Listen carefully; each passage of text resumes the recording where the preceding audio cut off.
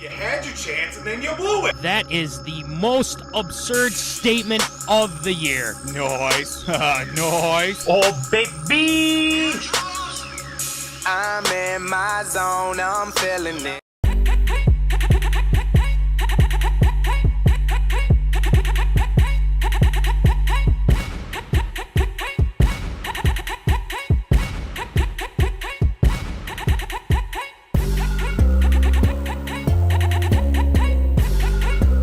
Live from West St. Paul Studios, it's time for MinneZona Sports Live with DJ Matty C and Paul the Shield Vold. And this is MinneZona Sports Live. We are back. Yes. Episode 173. Hard to believe. Really hard to believe, but you know what? Wow. We're keeping it rolling. Season 4, it's coming to a close. We'll talk about that in a little bit. But anywho, I'm your host, DJ Matty C, a.k.a. Matt Callen, a.k.a. Cal, a.k.a. Matty C, etc., and all the way from Granite City Studios in St. Cloud, Minnesota, Paul Vold, Shield. What is going on there, Shield? Well, I'm just happy the fact that we are now into the month of December, and hopefully everybody's holiday shopping has gone as smoothly as it can without hurting the bank, the bank all that much. Me, unfortunately, I've kind of overdone a few things, as you can see. New hat, new hat, new hat, new hat, new hat, new hat, new hat, and new hat. I have sadly kind of overdone the holiday shopping just a teensy little bit.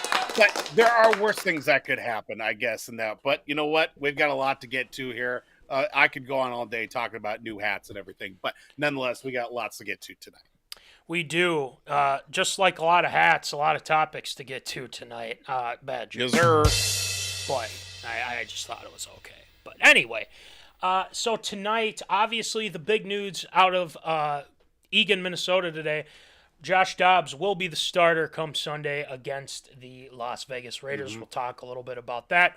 We'll give some score predictions, get some thoughts from the zoners on what they think of the move to make Dobbs the starter again and whatnot. But we're going to talk about basketball tonight, too. The Timberwolves are playing right now. I believe they still have the lead, a 4-point lead or whatnot. They have the best record in the NBA. Voldy. Wow.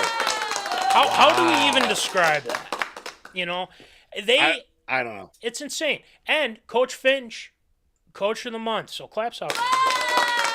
And the team. I mean, you got to give them credit where credit's due. We'll talk more about that tonight. So keep in tune with Tater Tot Hot Take. And then, Voldy, where are they now? If you looked at our socials medias, we've got a stacked lineup tonight. One being former Timberwolf, latrellsprewell. That is my pick for tonight. And Voldy, who is your pick for tonight for those who don't know? Former Gopher linebacker Mike Rawless, but probably those that do know anything know him better as Madcap Moss or Riddick Moss in the world of professional wrestling. So we're going to check in with him in a little bit too. Exactly. So, and then after that, we got some ARA controversy in the college football playoff as well. Ooh. So we'll talk about that. I don't know. I guess who else is in the news? Aaronrodgers, a.k.a. Aaronrodgers. Got him tonight as well. We got Heisman Trophy finalists, Caleb Williams, the Dodgers, and Ohtani. No surprise there. The Dodgers are always in contention. So more on that later with Absurd or Approved. And then Shield Shoutouts, as per usual. So with that being said, Voldy, let's get right into it. It's time for some Tater Tot Hot Take.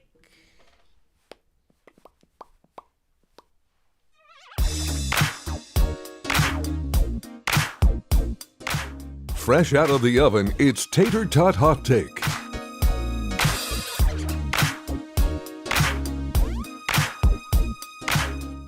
Alrighty, it is time for some Tater Tot Hot Take. Tonight, we start off with the Pastronaut, the Minnesota Vikings as well, obviously. I mean, we can't not talk about the Minnesota Vikings. Big game on Sunday against the Las Vegas Raiders. Both teams are fighting for the playoffs / playoff positioning at some point too. Big game. Obviously, the A topic has been who is going to start at quarterback for the Minnesota Vikings, and like we said at the top of the hour, that Josh Dobbs will be the starter for your Minnesota Vikings on Sunday. So, with that being said, let's just get first reactions, and we'll talk more about the game. Voldy, your thoughts on the Vikings sticking with Dobbs here on Sunday? What do you got? No, I completely understand why the Vikings are sticking with Josh Dobbs. I think he gives you the better chance to compete, especially going up against Vegas as well, and this stretch run too. Let's not even forget the fact that we get to play Detroit 2 of the last 3 weeks of the season, which could very well be, if not for the division, a playoff spot for the Vikings too. I think with Dobbs still starting as well, we look back at the Monday night game against the Bears. Like, they credit him for interceptions. Literally, it was one true interception that he actually threw. Tipped balls, and obviously, just his receivers not helping him out in any regard. It was one true interception that he threw against the Bears as well. Then the Broncos game in the mix there. Obviously not his entire fault as well. You turn over the ball 3 times. I know that Madison had a fumble at one point as well. You do that, you don't deserve to win the game. And obviously, too, the same thing with the Bears game, too. I truly think using that bye week, I really hope that the coaching staff took the time to really dive deep into the playbook here. What can we do to accentuate what we've got with Josh Dobbs? And also, obviously, you got to keep Nick Mullins at the ready at any point if things start to turn sour. And you can definitely get him going as well, because they are planning on that at the same time. But I wonder if that's going to still any sort of if that's going to not keep him full confidence with Josh Dobbs, but having also Justin Jefferson back, I feel like that'll be a nice pivotal part to really spread out the offense a lot more, because they're going to be keying in on TJ Hawkinson. That's what defenses were doing the last couple of weeks. And then obviously you throw in the running game as well too. That's going to really help out Josh Dobbs in a lot of different areas. So I'm glad you brought up a couple of my points that I was going to bring up too. Justin Jefferson, you mentioned. I agree. Justin Jefferson, I believe that was the deciding factor in this decision. Was the Vikings decided that having Justin Jefferson in the lineup for this week, and we asked this of the zoners too. Let us know what you think of the decision to go with Dobbs. You want to see if Dobbs can get him the ball. And you got the bye week to kind of sit back and say, all right, let's figure out some stuff. Let's look at stuff that works, stuff that doesn't work. And I believe KOC in his press conference, along with Josh Dobbs, they met during the bye week. They went over stuff, and they're going to work on, how to best attack this Las Vegas Raiders defense, which, again, they've got Max Crosby. He's very, very good pass rusher. So can't discount the fact that he will, try to bring down Dobbs and whatnot. So I think it says a lot with what they're up against. I don't think their secondary is that good per se, but I also know too that they do a good job with their linebackers, with Spillane. I believe he's been very, very good for them. So, you got to be aware of that, but I'm not super worried about their defense. I am a little worried about the offense. Josh Jacobs, a very good running back. And then also, let's not forget, Devontae Adams has been a thorn in the Vikings side for a long time too. So that factored in. Yeah, that'll be factored in. But kind of getting back to the Dobbs thing, I don't necessarily have an issue with it. The only issue that I would have had is if Nick Mullins would have been the starter. Now, this isn't anything against Nick Mullins. I just don't think, and granted, KOC, mastermind, offensive coordinator, don't get me wrong. But Absolutely. if you look at the eye test, it ain't there. And, I feel like a lot of people can agree with me on that. If it was Jaron Hall, I would have been fine with it. Like, don't get me wrong. I think Jaron Hall's got some. It's just to kind of see, hey, maybe he's got something here. It's like, well, he only got the one drive. Well, he took him down the field almost. He almost ran in a touchdown if he wasn't got concussed. So I think this decision's fine, but that doesn't mean that Dobbs won't be on a short leash, because if things start to go sour, he starts turning the ball over. He starts, doing a lot of things that we don't want to see as fans, and obviously the Vikings in general. Then obviously I don't know if they will go right back to Nick Mullins or Jaron Hall in that instance. That's up to KOC. So I don't really mind the decision to start Dobbs this week. Let's see what he does with Jefferson. I think that is going to be a big factor into their success. So with that being said, we're rolling with Dobbs. Let's get into this game here for a second. Voldy, you mentioned the run game. The run game, I feel, there have been some flashes these past few games. Like, Madison had a good game up until he fumbled against Denver, and then you look at the game against the Bears, they really didn't have much of a run game that game as well. But I'm still on the bandwagon of feed Ty Chandler. Chandler. And I think they will do that. I almost feel like they have to, incorporate the passing game with him as well. So, going forward, obviously you got the Flores defense, and they've been playing lights out, and you got to have a full complement with that. So, Voldy, looking at this game, what are your thoughts? And I asked this of the zoners as well. What are your thoughts on the defense going up against, quite fairly talented Raider offense? Aidan O'Connell's no slouch. I think he's got some promise, but I mean, when you got Daniil Hunter and when you got some of these pass rushers, with Anthony Barr, even Anthony Barr coming back helps a lot. So, what do you think the Vikings defense against this offense this weekend? Yeah, I'm looking at a couple of things here, especially for the defensive side of the Vikings too. I mean, Daniil keeps playing the way that he has these last couple of weeks, especially that game against Chicago. I mean, he was everywhere all Lights the time out.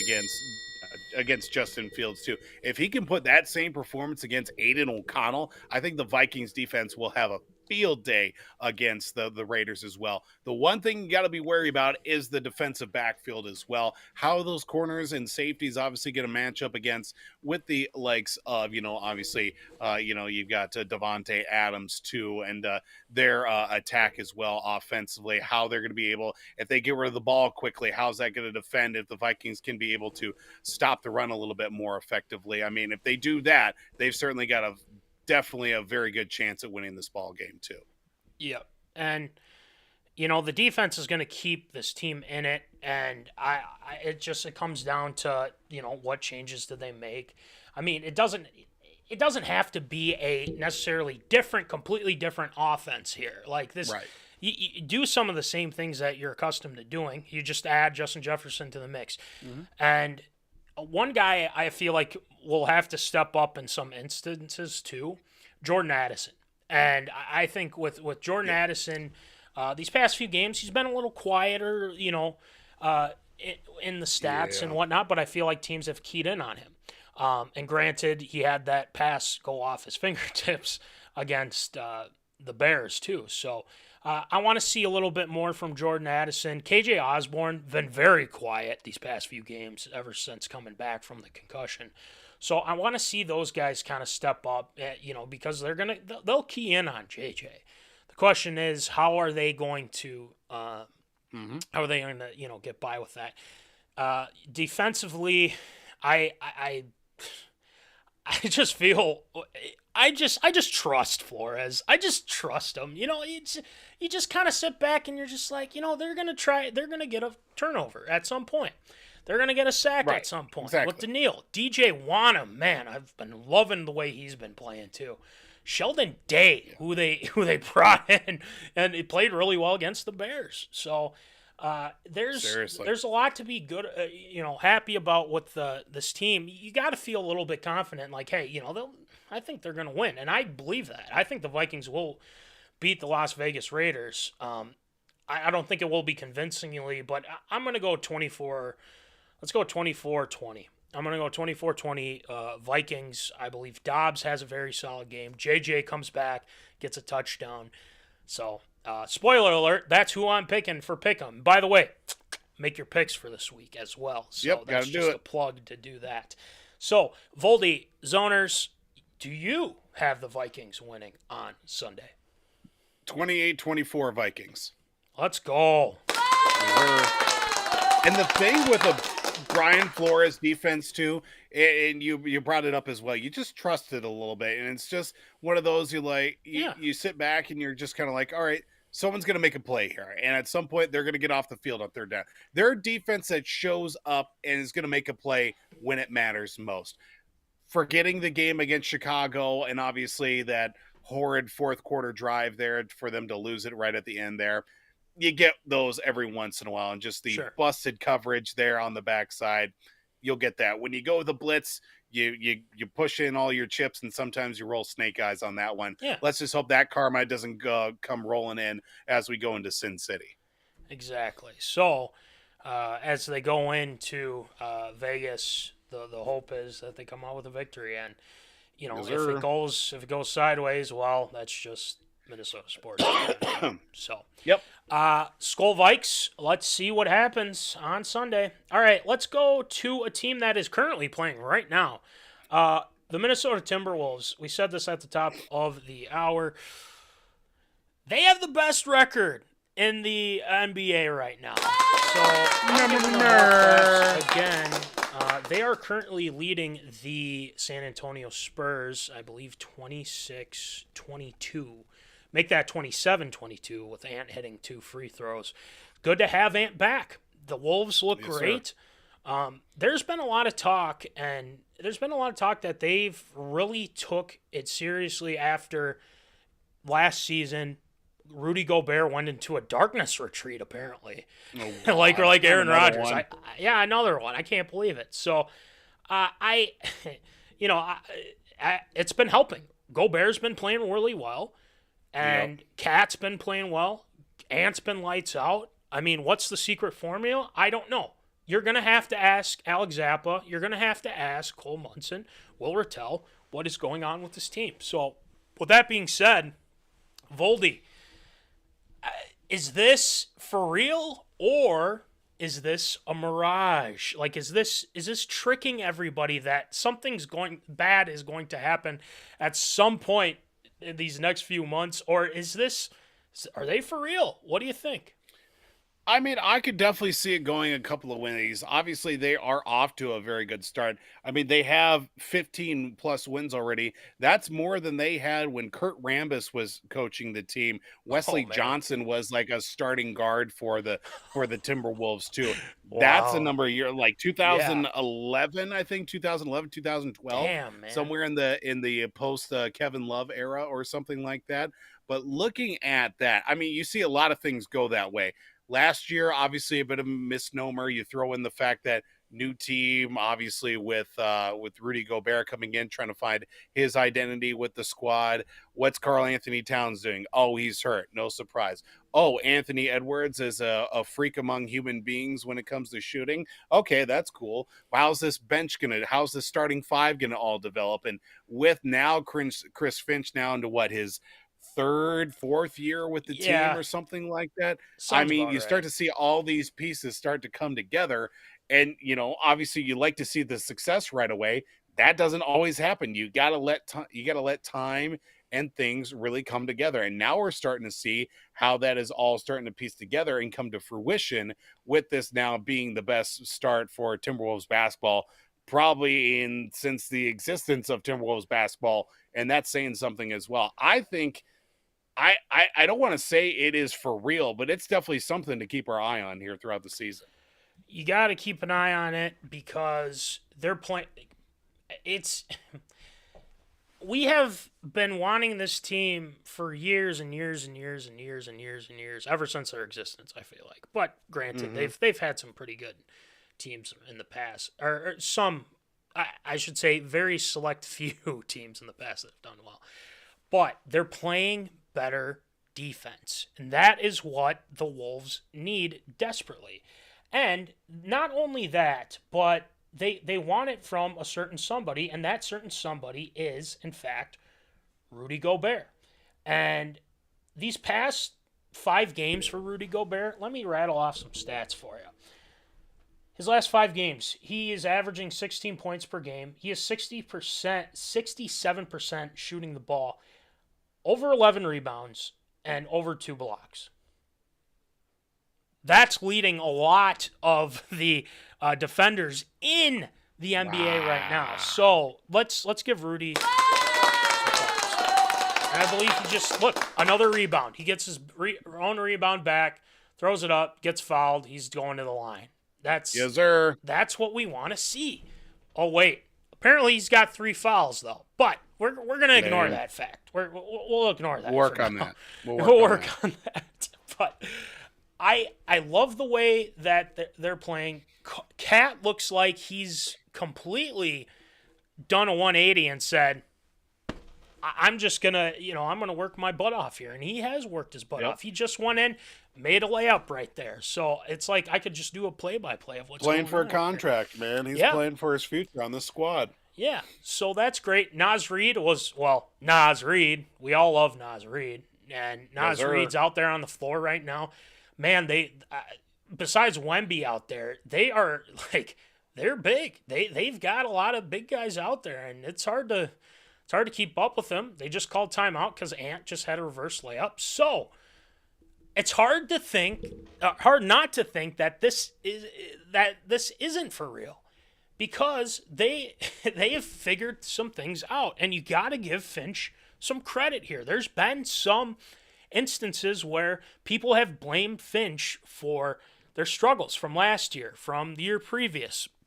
Finch is doing what he needs to do as a coach to get these guys to where they want to go, and obviously go far in the playoffs. I'm not saying they're going to go and win the finals, but I mean, if you start off like this, and if you go into this December, this December now, and you go off, you play well, you don't, they'll lose a couple games here and there, but don't go on a streak of losing 7 in a row, 8 in a row. That is the one thing they can't do, obviously, barring any major injuries. Jaden McDaniels is supposed to come back soon. Jordan McLaughlin's supposed to come back soon to kind of help bolster the point guard spot. Mike Conley has been fantastic. It's like he's aging, but he's aging like a fine wine, my friend. Yes, sir. So he's looking great as well. So we will keep an eye out on the Wolves. We got to get our guy Alex Zapp on, because I need in-depth analysis. He is at the game right now, I might add. Of course he is. He's probably working. Shout out to Zaps. We will be talking to you soon, obviously. So looking forward to that conversation. Munson, well, he's just going to talk about Rubio the whole time, so it doesn't matter. Yep. We won't have him on. Just kidding. We will. We probably will. Sorry, Alex, if you're tuning in yet. So go Wolves. We'll keep you updated on the game as it goes along. And, looking pretty good. 31-25, second quarter. So, awesome. All right. Speaking of Wolves, or where are they now? Features a former Timberwolf, being Latrell Sprewell. And madcapmoss, our guy, madcapmoss. Voldy's got him for Where Are They Now this week.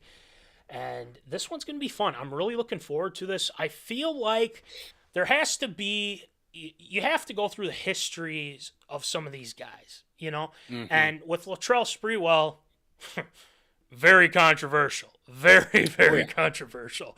And madcapmoss, obviously, recently, too. So we'll be talking about that for Where Are They Now. So let's get it started. Where'd they go? Where are they now? I can't see them. Where'd they go?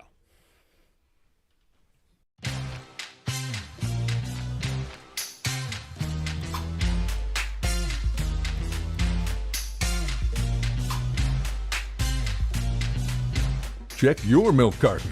It's time for Where Are They Now? All right, where are they now? We've been teasing it all night. Voldy, I will start with you tonight with our guy, Mike Rallis. So we're going to go madcapmoss first. So, Voldy, where's he now? Yes, so we start off here with a former Edina Hornet and, of course, a football player, that being by the name of Mike Rallis. And just doing the visual eye test, probably one of my favorite Gophers that I remember watching in recent memory. Of course, besides our guy, Troy Stoudemire. You look at him, linebacker, he's got the hair, he's got the flow. He passes the Voldy eye test for sure. Of course, he was a major factor for the Golden Gopher defense in their transition from the Dome to TCF Bank Stadium as an outside linebacker for the last couple of years of his career in his last 2 years.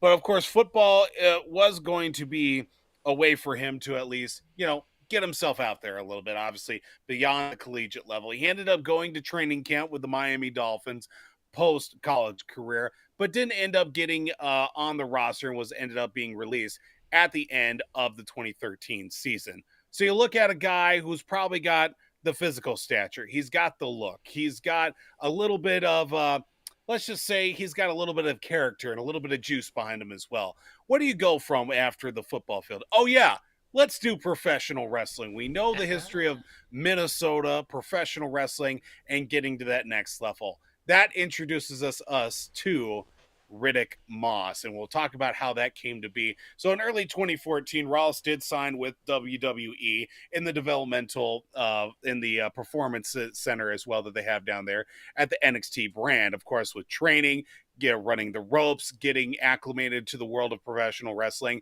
At the end of 2014, he was able to make his debut under the name of Dig Rallis. Not quite polarizing, but you know what? you got to start somewhere as well. While getting his feet wet, eventually he did come up with the name and adopt by the name of Riddick Moss. Now, of course, Moss being in tribute to one of his favorite players, that being Randy Moss as well.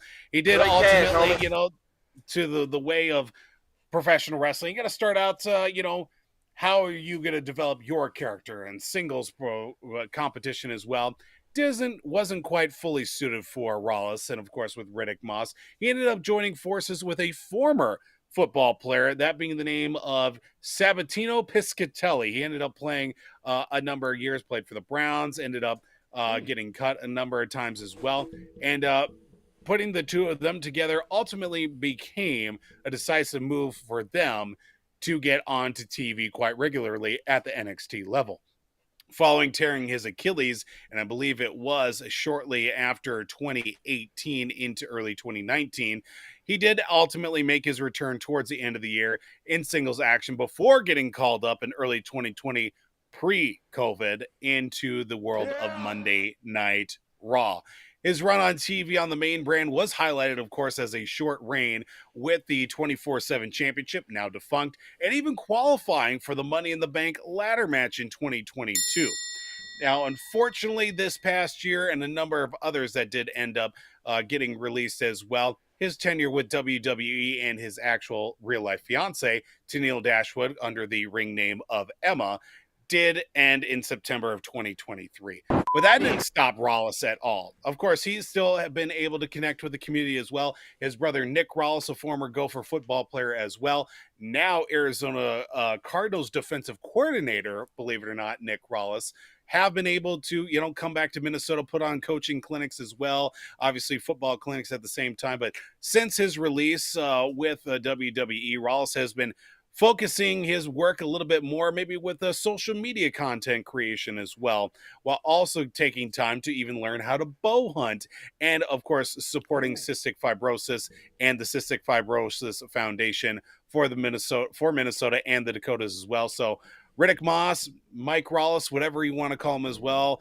a larger-than-life personality, of course, when it came onto the football field, transitioning that into the world of professional wrestling. Not too much of a stretch at the same time, but who knows? Maybe we'll see him in the near future in a wrestling ring, hopefully very soon than later. So that's where Mike Rallis, Madcap Moss, or even Riddick Moss, that's where he is now. Well, adding Randy Moss to it, it's just a cherry on top, I feel like, for his ring name and whatnot. So, obviously, he's more than welcome to join us on the show anytime. Love to talk about his time with the Gophers and his WWE experience. I'd be very interested. So, Madcap Moss, hey, hit us up. It'd be fun. So, yeah, totally. Let's move on to a very controversial figure at the time. Latrell Sprewell. We all remember Spree. We all remember Sprewell, right, guys? Mm-hmm. Now, Latrell Sprewell, if you can see my face, obviously, you might want to see my face. We'll go with here. We'll put Spree there. So, Latrell Sprewell, former NBA player, played for the Warriors, played for the New York Knicks, played for the Minnesota Timberwolves. There's been a lot of controversy surrounding him his first years in the NBA. Let's just start off with early beginnings with Latrell Sprewell. So he played basketball for Three Rivers Community College for Poplar Bluff, Missouri. I probably said that wrong, but that's okay. And then he played at the University of Alabama. Roll Tide! So he's played with some future NBA players. Robert Horry, we know very well. Jason Caffey, James Robinson, and Marcus Webb. So very well-known names. Latrell Sprewell was drafted at number 24 in the 1992 NBA draft by the Golden State Warriors. His nickname, Spree, as everyone would know him by. He had a really great career with the Warriors, and he averaged 15 points per game.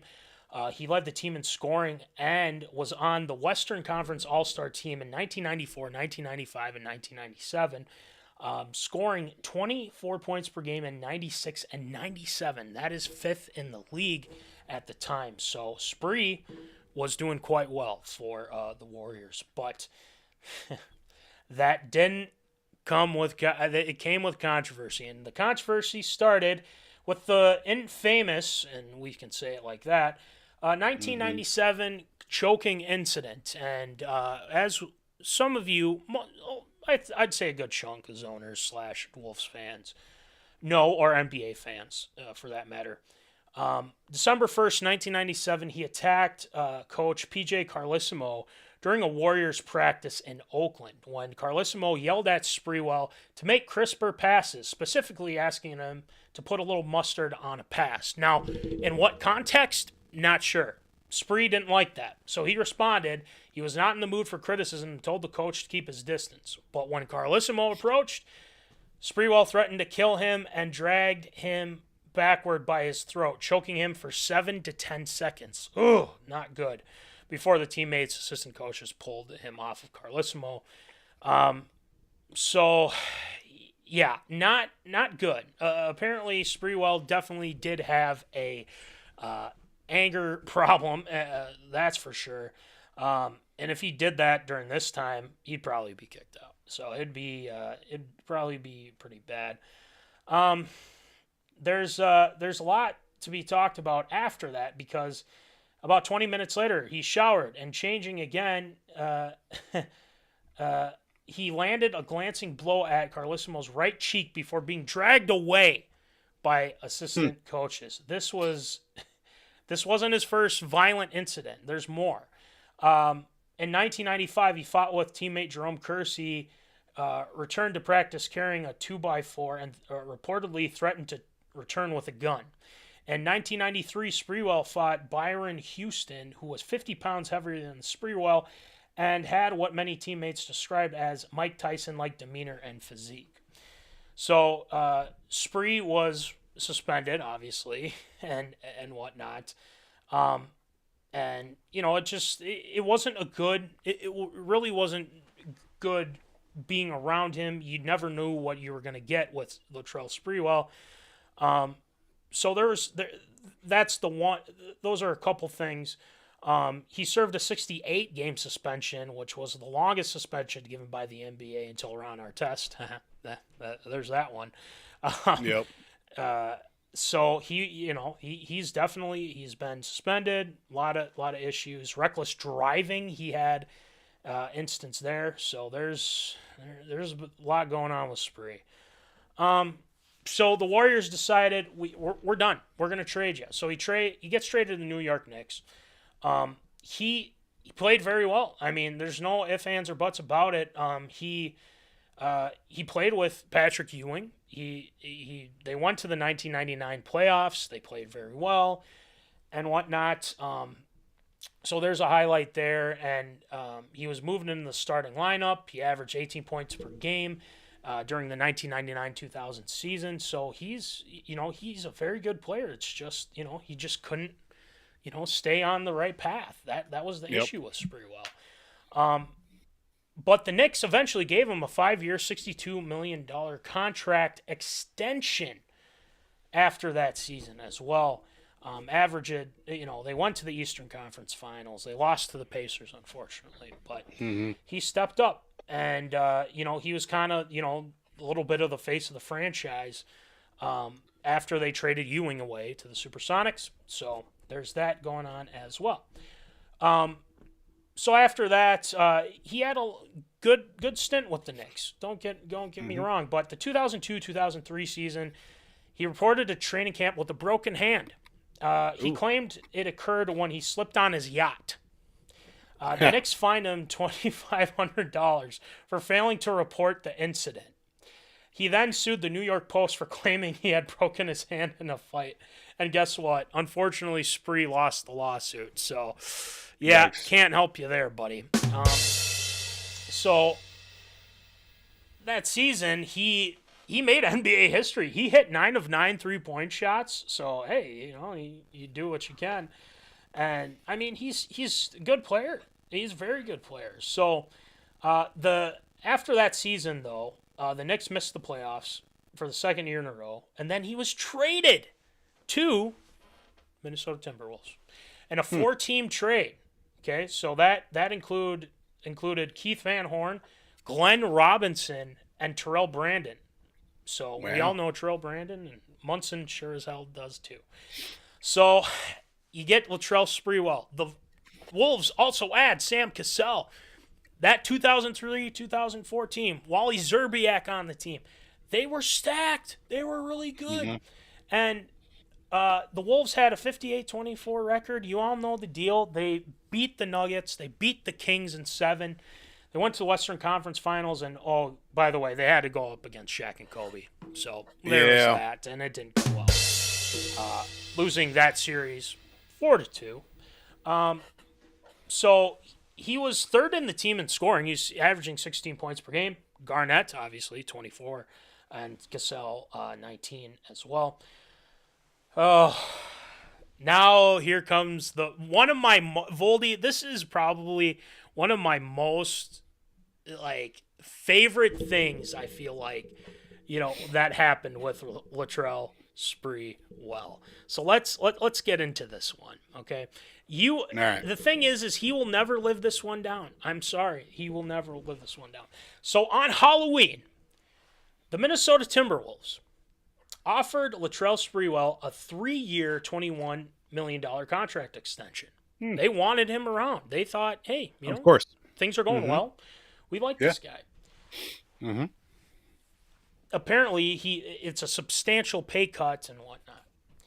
Claiming he felt insulted by the offer, he publicly expressed outrage, declaring, "I have a family to feed." He declined the extension, and the Wolves offered him nothing more, having once more drawn the ire of fans and the sports media. Sprewell had the worst season of his career in the final year of his contract. Mm-hmm. I have to feed my family, even though the Wolves are offering you a 3-year, $21 million contract extension. Even though, I'm not getting enough money. Well, guess what, Spree? That's a good chunk of change, man, and you declined it. So, I don't know what's going on. You have to feed his family, but you're going to get paid $21 million. I don't understand that. So, I don't know either. That was it. After the final year's contract, he was done. There was some teams that were interested. The Nuggets, the Cavaliers, the Houston Rockets. They were very interested in bringing him in, but he's just like, I'm done. I'm done with this stuff, man. So he had a lot of. There was a big downturn. He again, he was still offered contracts to keep playing and things like that, but there was a lot of controversy. He had a lot of legal issues after his time in the NBA. There was a claim by a 21-year-old female that she and Sprewell were having consensual, the deal, relations aboard his yacht, and when Sprewell began to strangle her, on September 6th, police declined to press charges. Sprewell sought a restraining order along with civil remedies against the accuser. Sprewell's long-term companion sued him for $200 million for ending their relationship agreement. She claims Sprewell agreed to support her and their 4 children through college. And it didn't get much better. In August, Sprewell's $1.5 million yacht was repossessed by a federal marshal. Man, what a downturn for Sprewell. Holy moly. He had failed to continue paying for and insuring the vessel, for which he reportedly still owed approximately $1.3 million. In February 2008, the yacht was auctioned for $856,000 after Sprewell defaulted on the mortgage. 3 months later, a Milwaukee area home Sprewell owned went into foreclosure status. I mean, the hits kept on coming. 2011, he owed the state of Wisconsin $3.5 million in unpaid income taxes. On January 1st, 2013, he was arrested for disorderly conduct after the police received numerous complaints about loud music. Need I say more? Anyway, but this doesn't mean that Latrell Sprewell, through all that hardship that he's gone through, he has really turned himself around. Right now, and he agreed. He said in an article, he said, I was a controversial NBA star, lost $97 million, but I tried to turn my life around with a new career. So, what is that new career that he is doing? Well, he is actually a community representative for the New York Knicks. He is also a media personality for Madison Square Garden. He is doing quite well. He has taken photos. If you look on his social medias, he is doing a lot of selfies with stars, man. I mean, like guys from Saturday Night Live, people from movies, TV shows, the whole kit and caboodle. So he is doing quite well. Again, a lot of controversy surrounding Latrell Sprewell, but he is doing really well. He has really turned himself around, and it seems like, and I believe the Wolves had him back for... It was recently. It was maybe, I don't know, maybe last year, 2 years ago or something like that. So it was good to see Sprewell, in a better mindset, doing well and whatnot. So right now he's doing really good. And that's something you want to hear. His controversial past, and obviously there's been a lot of people that, that didn't like Sprewell, and he had a lot of controversy, surrounding him. But he has really tried to turn himself around. So we got to give him applause for that. Got to give him some applause for trying to turn that stuff around. So he's doing quite well. He's in New York, doing just fine. So would like to see him, Garnett, and Sam Cassell at the Target Center. Just hanging out, watching a game or two, reminiscing about the old times. Maybe doing like they should do like a mini doc on that 2003-2004 team. That would be a good 30 for 30, just for us Minnesota sports Absolutely. fans. So, Absolutely. anything to add with Sprewell there, Voldy? Guy had a lot of problems, but still one heck of a basketball player at some rate in time. So, just think, if he had his head screwed on straight, he could probably have played till 2010s, 2011s, or something like that. I mean, he probably still had a few good years in him. So, he's got to. I got to feed my family. I'm getting paid all this money. The Wolves offering this. It's like, fine, then don't be here.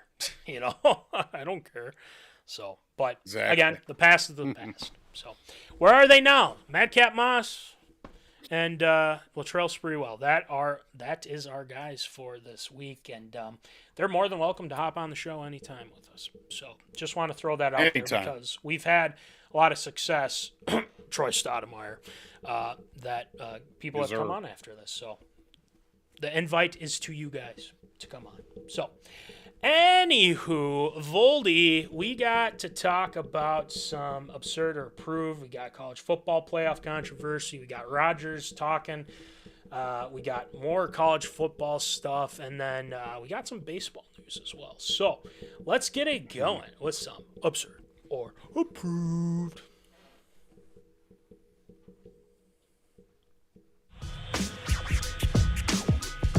It's time for everyone's favorite segment, Absurd or Approved.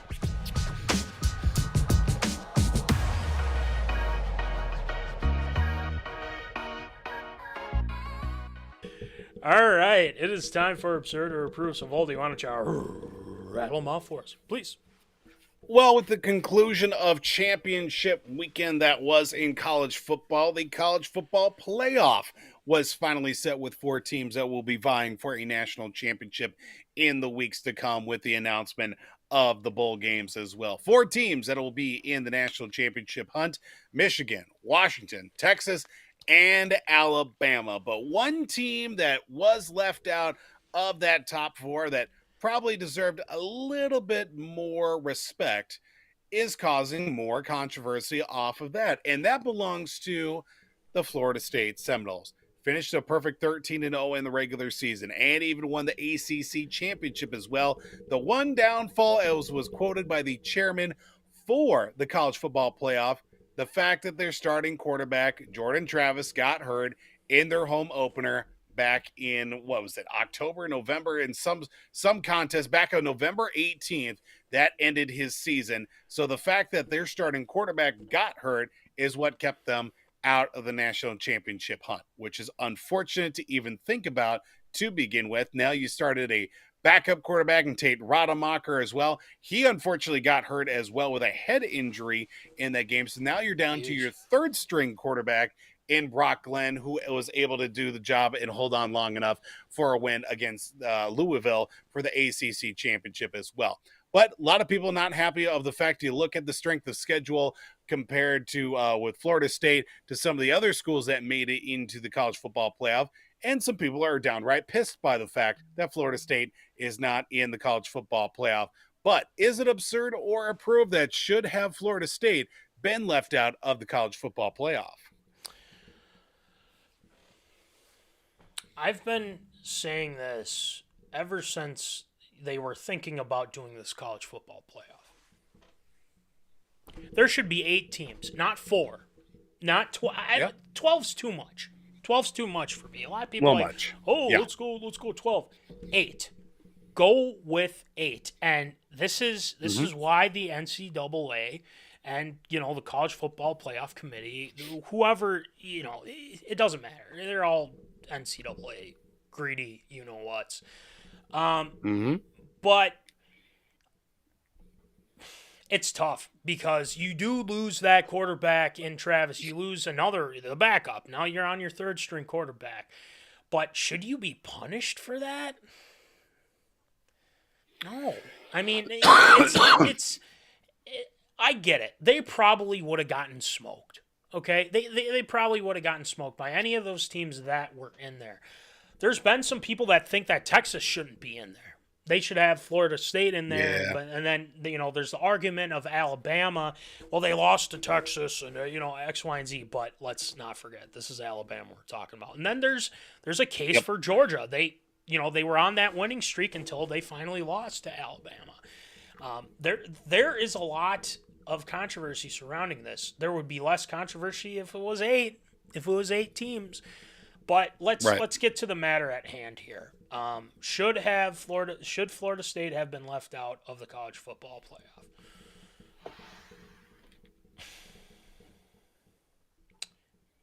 We had Cincinnati in there. They played Alabama. They got throttled. Okay. It is what it is.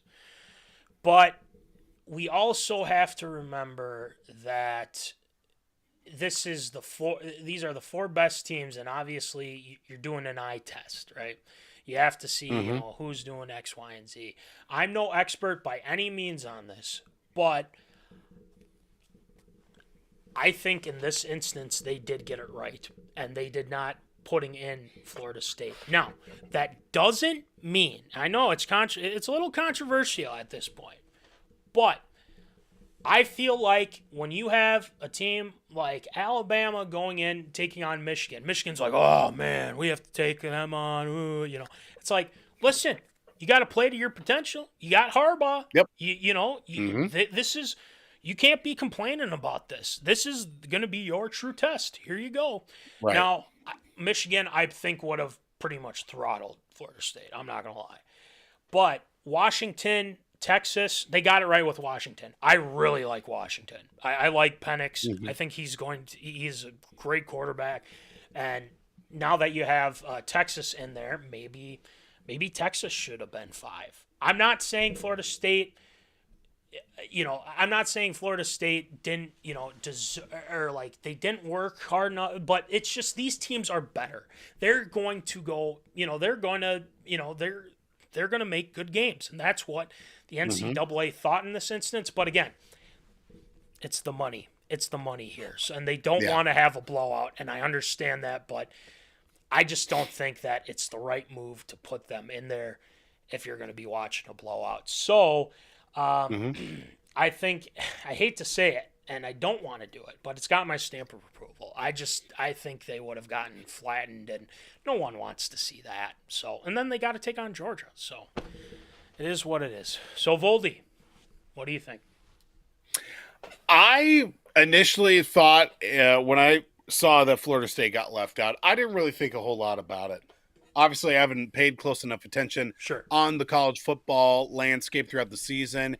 Finding out that they were 13-0, they won their conference. Like, that checks all the boxes to get into the college football playoff.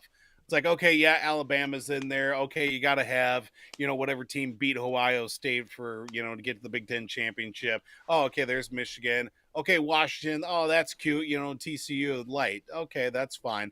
But the fact, and then you throw in Texas, like, okay, sure. I mean, college football is good. College football is good when Texas is good, but are they college football playoff good? I don't know. A lot of those numbers are inflated when you throw in the Big 12 and all that.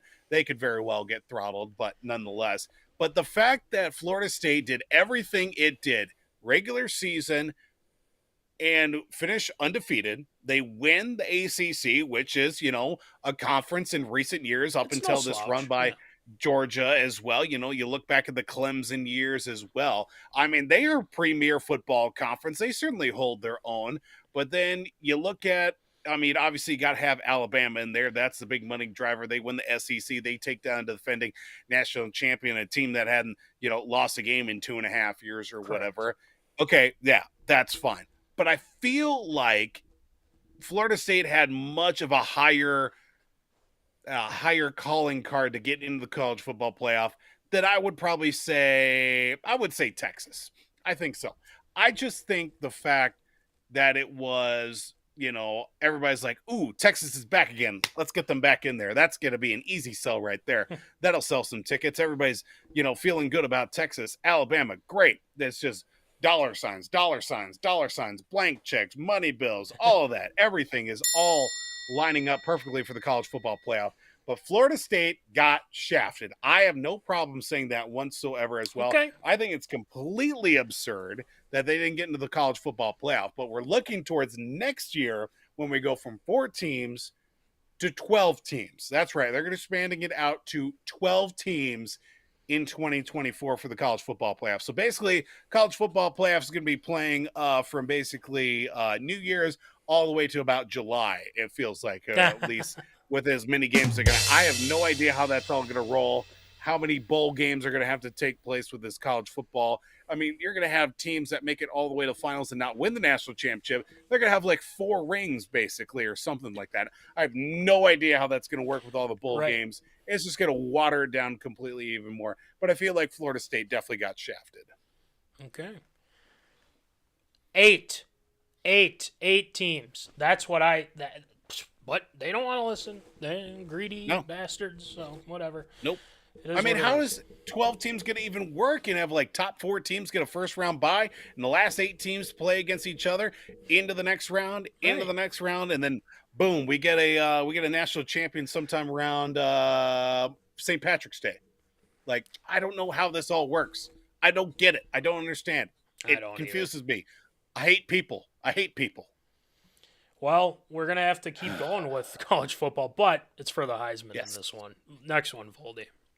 Yes, so we talk about college football, staying with it. The Heisman Trophy finalists have been announced as well that will be selected coming up here on Saturday, believe it or not. The list does include a multitude of quarterbacks. That does include LSU's Jaden Daniels, Oregon's Bo Nix, Washington's Michael Penix Jr., and Ohio State wide receiver Marvin Harrison Jr., as they will all be finalists heading to New York. That will be a part of the Heisman Trophy finalist ceremony as well. Looking at it as well, of course, 3 of the 4 players are transfer players from their original schools, with Penix, Nix, and also Daniels, while Marvin Harrison Jr. staying with his original program, that being at the Ohio State University. All these players have lit up the college football landscape throughout the season, some longer than others for other schools as well. But looking at the 4 finalists that we have, who do you see winning the Heisman Trophy this year? Ooh, that's a great question. I like all the guys that are in there. I'm not going to lie. Jaden Daniels, future Viking, possibly, maybe, Yikes. Yikes. I don't know. But you have Bo Nix. I like Bo Nix. I think he's a solid candidate there too. But I have been a big fan of Penix Jr.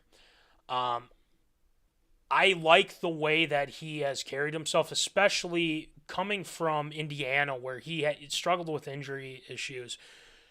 Goes over to Washington, and just this season he has balled out. And I feel like he is very deserving of that, of getting the, winning the Heisman here. I don't know who technically is the favorite right now, but I'm kind of leaning towards Penix. Jaden Daniels, I feel like has some more growth to be had with him. But Maserati Marv, as people say, for Marvin Harrison a lot, he is really good. I just think it's very hard for a guy like that to win the Heisman as a wide receiver. But not to say that he's not good. He is very good. He is damn good for one. So all these guys that are in there, my pick, I'm gonna go Penix. I'm gonna go Penix Jr. for the Heisman.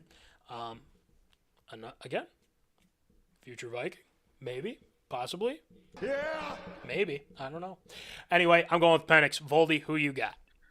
Yeah, looking at this list, I'm much more excited about these 4 finalists than the year that Devontae Smith won the Heisman Trophy. That's right. right. It was just a very underwhelming, are these guys even good? I know they score a lot of touchdowns, but are they, good or anything? Right. But this group here, I could definitely see either one of them really going home with the trophy as well.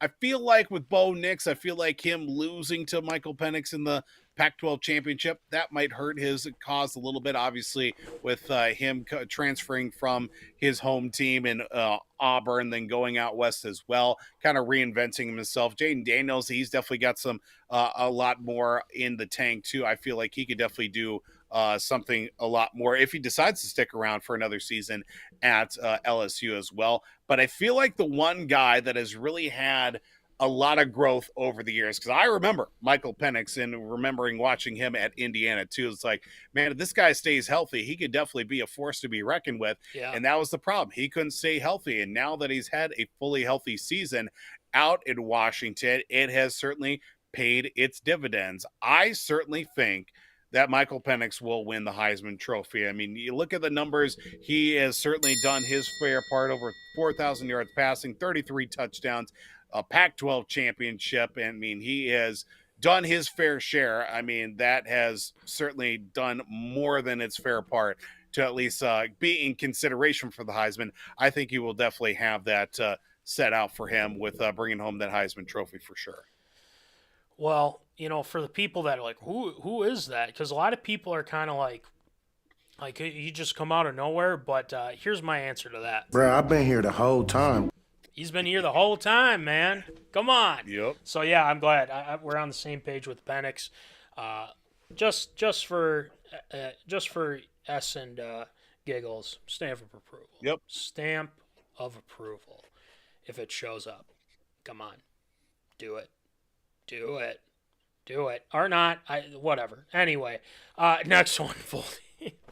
Well, we had stay with the world of college football, and it was announced as well that Caleb Williams, quarterback for the USC Trojans, will not be playing in the Holiday Bowl coming up here in the coming weeks as well, December 27th against Louisville, which is pointing a few eyes and even maybe looking towards Caleb Williams foregoing his senior year and declaring for the NFL draft, where he is predicted to be the number 1 pick. Of course, throughout the season, we're like, is he going to stay? Is he going to go? He's going to make more money in college, and then he is going to be in the NFL off the NIL, OMG, LOL, SMH, all that garbage as well, with all those letters as well.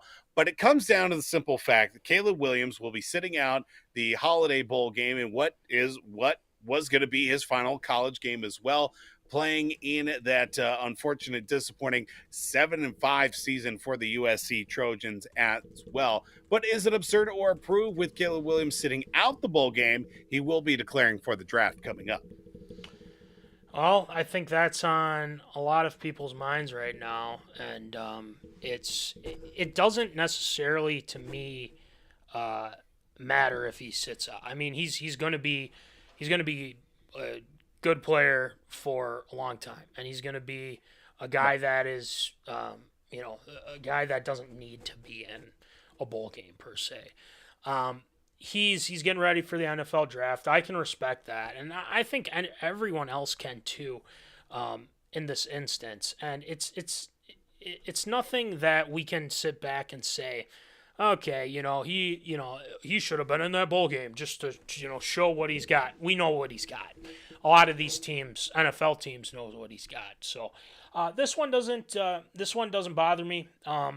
It depends on like who it is and things like that. Right. Obviously, there's a ton of quarterbacks right now that are in the transfer portal.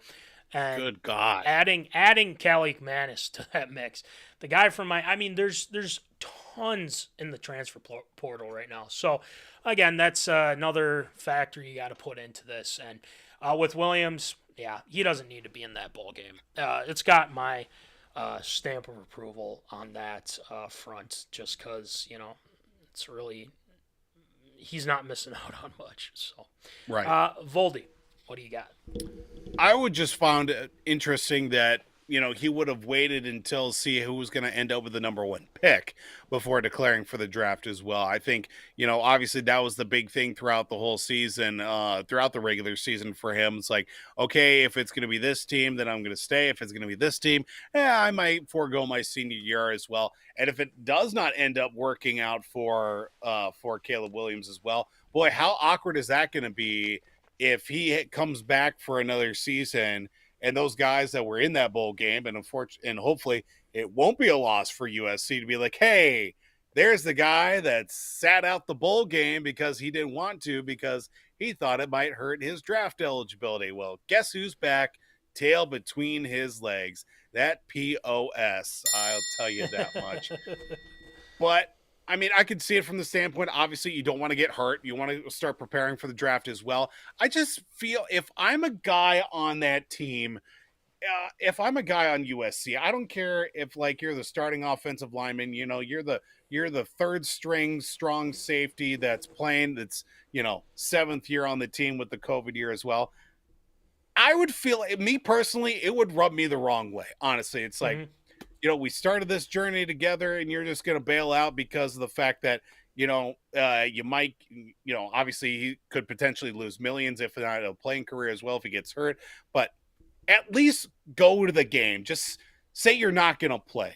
Don't play, be there with your teammates. I would feel like I would have that under my, I would feel better about that, but obviously it doesn't work that way as well. But I don't know if he'll be there or not. I highly doubt it because, you're saying you're sitting out. Does that mean, you're fully gone away from the team? Because that's one thing I never really understand, especially when guys get hurt or injured, like even in the NFL too. Like, they're not there. They're not with the team. Like, what are you doing? Where are you? Like, don't you want to be a good teammate? Don't you want to be there encouraging your guys, but you're not there for 3 or 4 months? Like, hey, I'm back. It's like, well, yeah, where the F were you the whole time? We've been here busting our butts. That's a whole nother thing we'll talk about with another ARA story coming up here as well.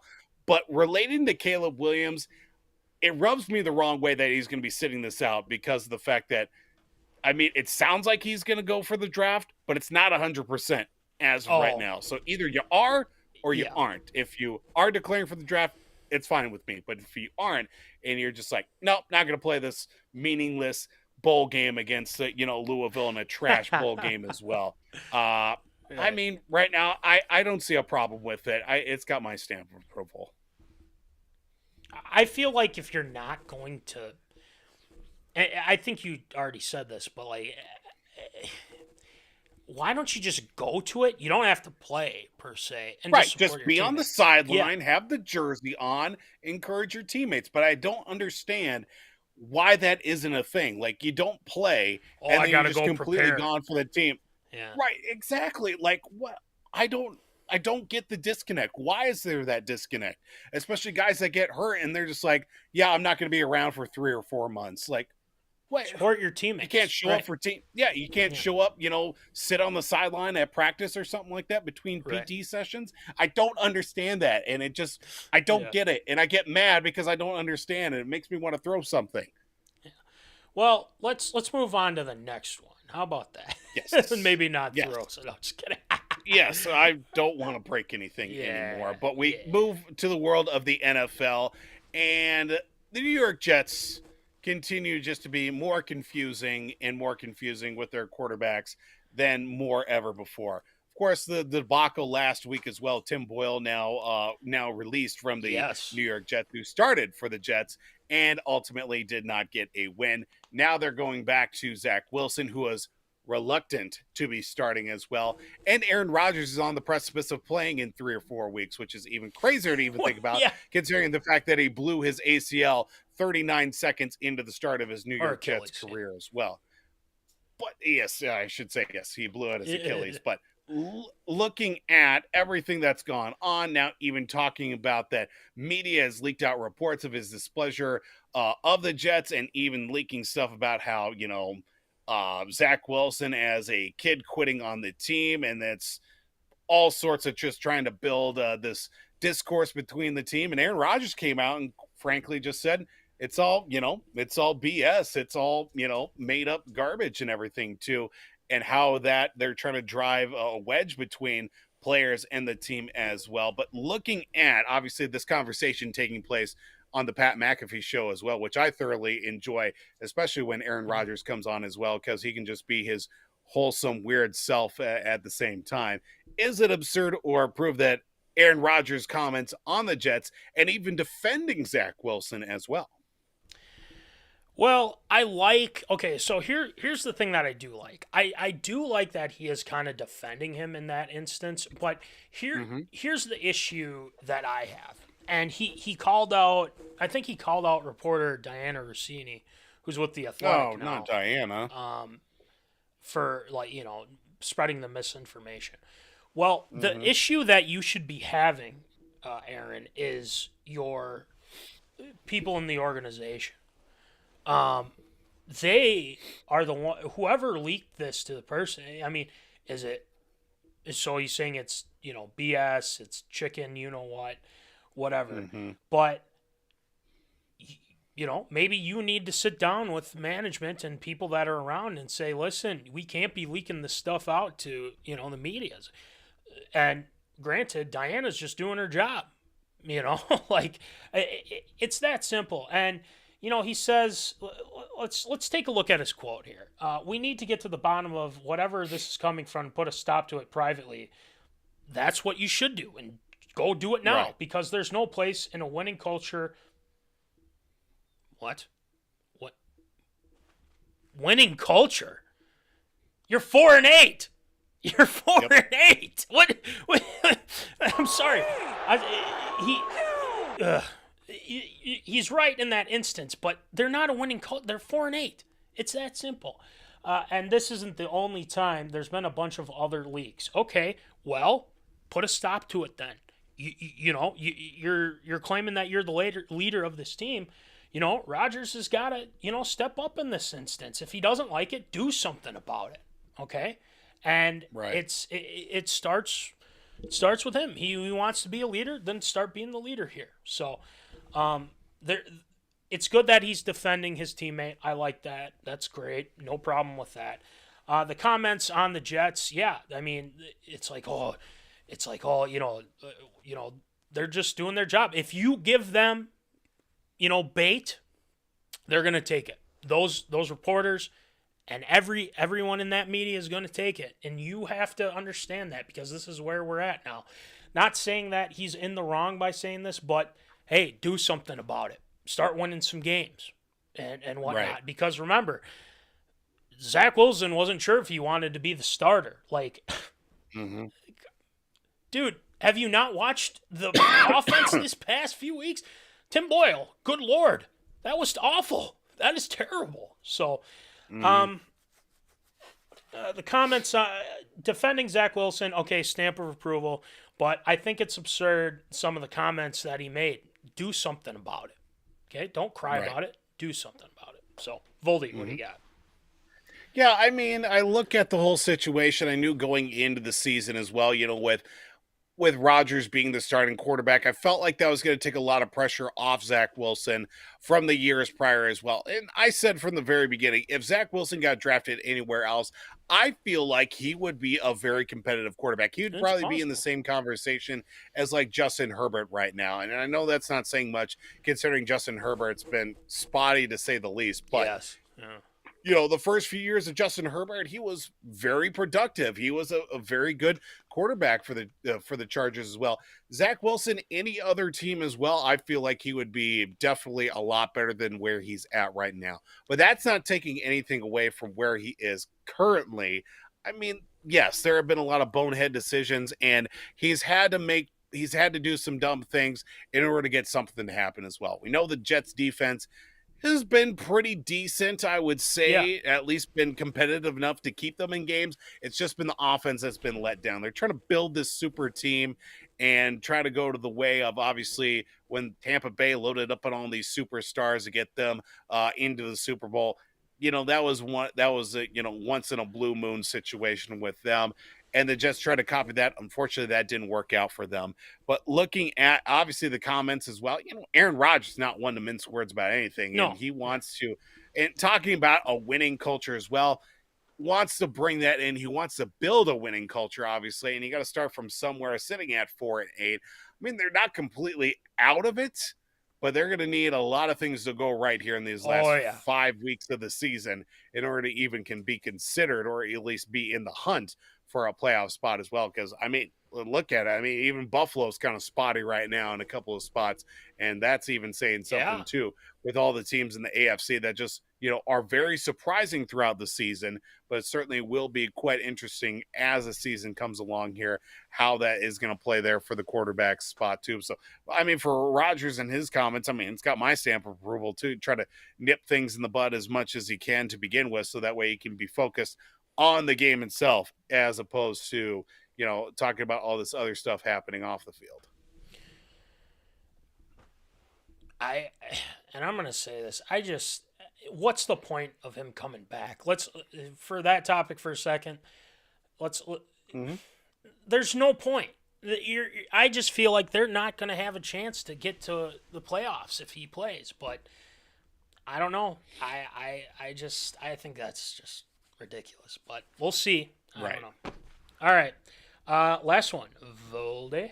Of course, the big eyes of the MLB free agency world are towards Shoheiohtani, the Shohei sweepstakes, if you will. Yes. Where is the two-way star going to be landing here with the MLB winter meetings taking place here during this week as well? Well, one team that continues to be surprising is the team that is not too far away from currently. Of course, with Shoheiohtani playing for the LA Angels, well, just down the road from them is Los Angeles and the Dodgers as well. As manager Dave Roberts and Shohei's people did meet, of course, for a few hours, a couple of days ago, leading up to, of course, the conversation that did take place earlier this week with the likes of Shohei and his people as well. And of course, the conversation that Dave Roberts was talking about with media members as well, is saying that Shohei is a top priority of getting him signed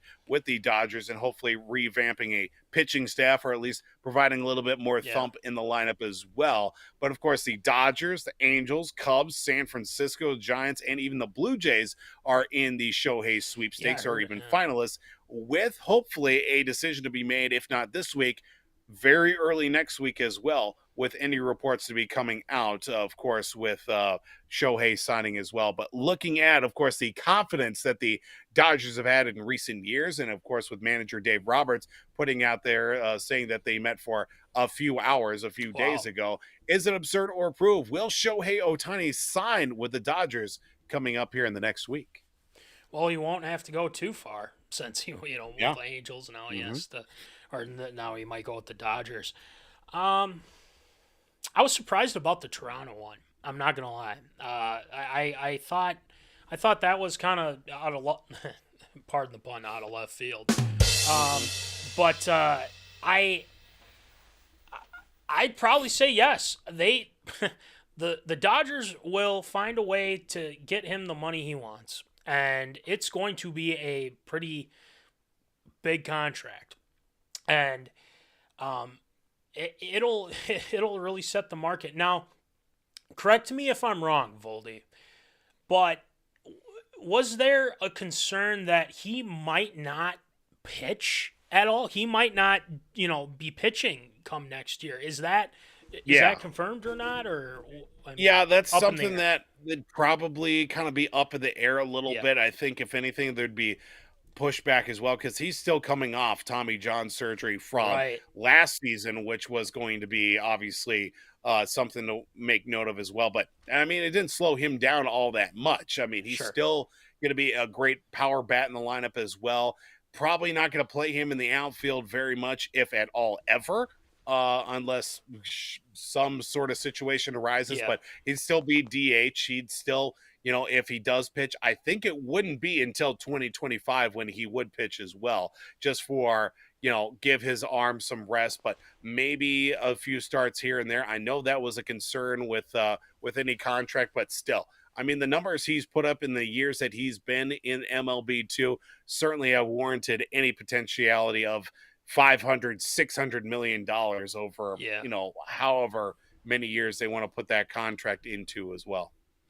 So I'll end it with this. I'd say stamp of approval. I think he's signing with the Dodgers, and it sounds like this is. I mean, I'm not saying this is a done deal, but it's getting there. This week, yeah, probably.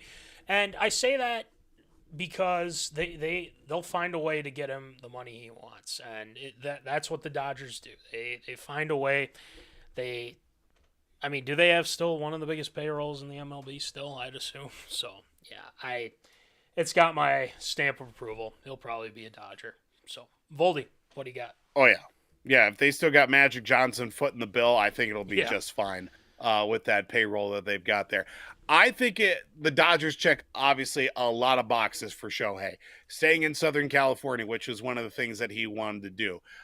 Being on a winning program as well. Obviously, True. they've won the NL West 10 of the last 11 years have the Dodgers as well.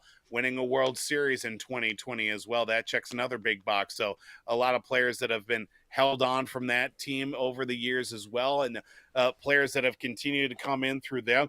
I mean, even the news of the other day as well, that Mookie Betts will most likely be the everyday second baseman for the Dodgers, which opens up an outfield spot. If Ohtani ends up playing the outfield a little bit more, I highly doubt that'll happen, but that's something to, check another box as well. And with the Dodgers being one of those teams that's a recognizable brand, obviously, besides like the Yankees as well, the Dodgers are definitely one that stands out to a lot of people, draws attention, buys tickets, puts butts in seats. And obviously, if Shohei is going to start, there'll be a lot more butts in seats as well for people to enjoy and people going out of their way to see the Dodgers come to their town. Maybe Shohei will pitch. Maybe Shohei will hit. Who knows? But I think with the Dodgers, everything kind of lines up in the right way. If it doesn't end up being the Dodgers, I will be shocked. Maybe we'll have another Carlos Correa to the Mets situation or a Aaron Judge to the Giants situation as well. We certainly hope that won't be the case as well. But I think the Dodgers and Shohei Ohtani are about as close together as they can be and definitely fit each other and check each other's boxes. So it's got my stamp of approval. Well, we're not the only ones that think that. Lucas, our guy Lucas, Ohtani to the Dodgers would be nuts. Yes. He's not worth the money winning-wise if he isn't pitching. So, yeah. You need pitching. You know it from this show. You definitely need pitching. So, shout out to Lucas, and thank you for giving your thoughts on that. We shall see what the sweepstakes are. Maybe, we've seen...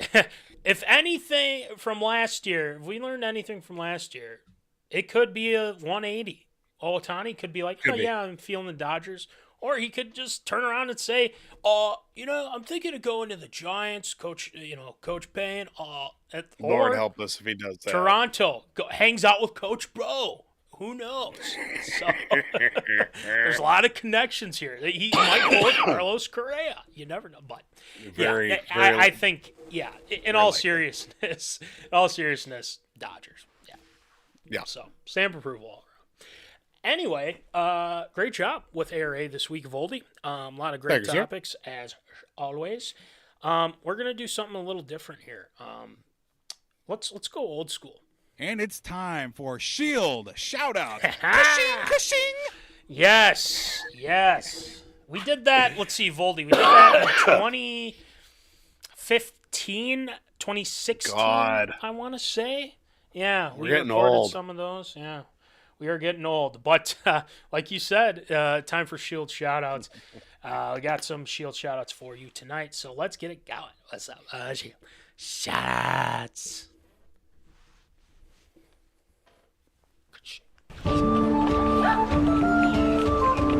Shield shoutouts.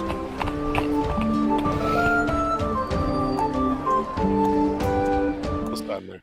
Yeah. All right. Shield, who you shouting out tonight? Well, if anything, I'd like to give a couple of friendly reminders out there for Shield shoutouts. Be sure to make those picks here this week. Yep. Of course, we are down to the final weeks as well for your picks as well. We're still looking for that bundle winner. We've got a few more prizes lined up for giveaways for each week. Just not this week. We're looking at next week, the week after that, the week after that as well. So be sure to get those picks in on the CBS Sports app as well. And of course, as always with the holiday season, if you're anybody like myself, you do a little bit of shopping here and there as well, as we went at the top of the hour with the show as well. But don't forget, you can still get your MinneZona hats as well. That's right. We've got the digital camo right there. MZ Sports Live. We've got, if you love America, and you should, American flag as well, MinneZona Straight Sports cash, Live, homie.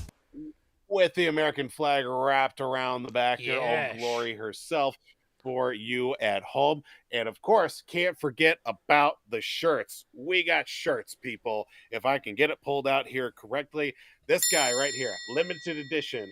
This is an extra large. I've been hanging on to this thing for 2+ years. I need it out of my life. You need it in your stocking as well. Go ahead and buy it right now. Talk to me, talk to Matt.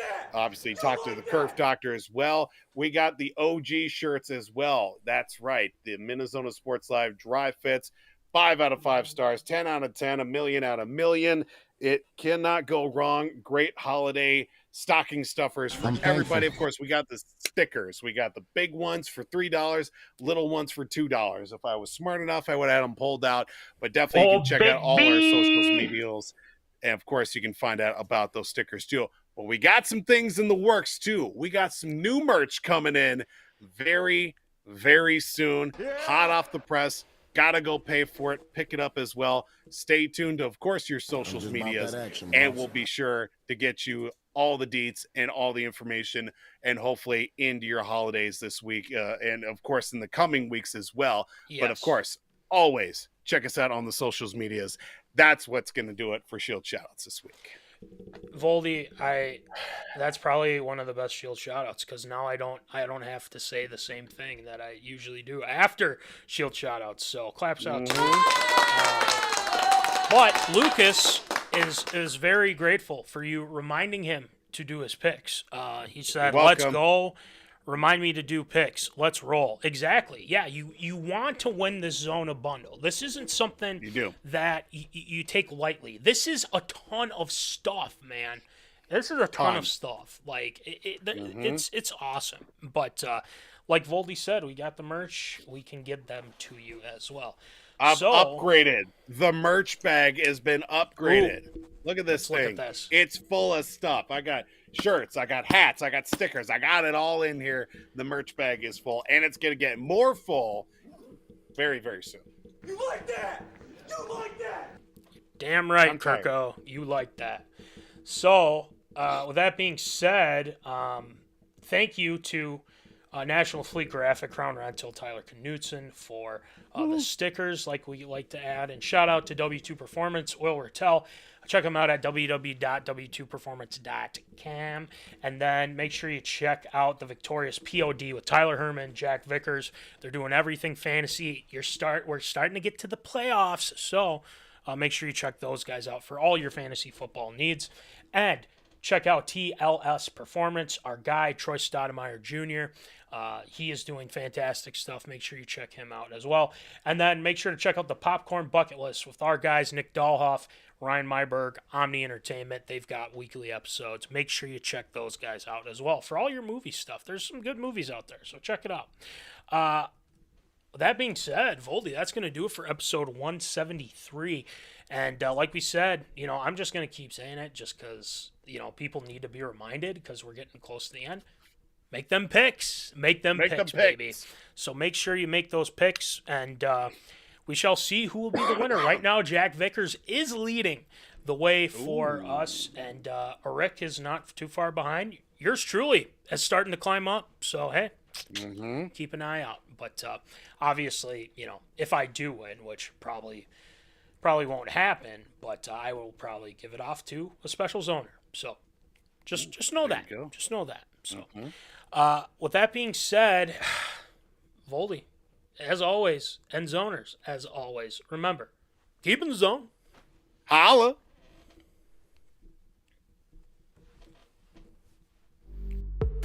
Thank you for watching MinneZona Sports Live. Join us Wednesdays at 7 p.m. for live show broadcast. And as Voldy likes to say, follow us on all the socials medias.